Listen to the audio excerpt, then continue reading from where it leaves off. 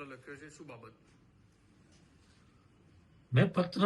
એટલા માટે લખ્યો છે કે વરાછાનો જે સળગતો પ્રશ્ન હતો, જે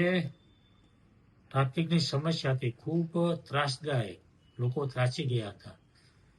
બેફામ દબાણો, બ્રિજ નીચે ગેરકાયદેસર લોકોનો વસવાટ, ગેરકાયદેસર પ્રવૃત્તિ, આ બાબતે લોકોમાંથી જે અવાજ ઉઠ્યો હતો, લોકોની જે રજૂઆતો હતી, એને ધ્યાનમાં રાખીને મેં પત્ર લીધો હતો. અને પત્રને ધ્યાનમાં રાખીને મ્યુનિસિપલ મેયર શ્રી દક્ષેશભાઈ માવાણી અને પોલીસ કમિશનર શ્રીએ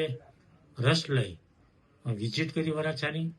અને આ પ્રશ્ન હલ કરવા માટેની કામગીરી શરૂ કરી. ખૂબ સારી કામગીરી થઈ છે અને એટલા માટે મેં પત્ર એમને અભિનંદન આપવા માટે લખ્યો છે કે આ કામગીરી ખૂબ સારી થઈ છે અને આ કામગીરી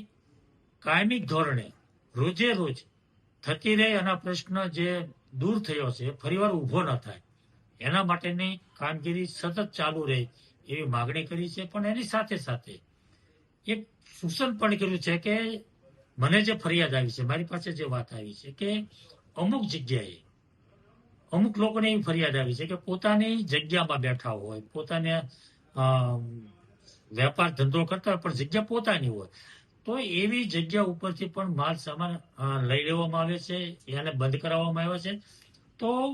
વહીવટી તંત્રે આમાં થોડો વિચાર કરી લેવો પડે, જોવું પડે કે પ્રશ્ન જે આપણે હલ થયો છે પણ એના કારણે બીજા પ્રશ્નો ઉભા ન થાય, કોઈને અન્યાય ન થાય, એ પણ આપણે જોવું પડે. એટલે એ વાત મેં ધ્યાન પર મૂકી છે વહીવટી તંત્રને કે ખૂબ કામગીરી સારી છે અને વહીવટી તંત્રને હું અભિનંદન આપું છું. પરંતુ સાથે સાથે કોઈને અન્યાય ન થાય એનું પણ ધ્યાન રાખવું પડે, બીજા પ્રશ્નો ઉભા ન થાય એની પણ ધ્યાન રાખીને કામગીરી કરવી પડશે.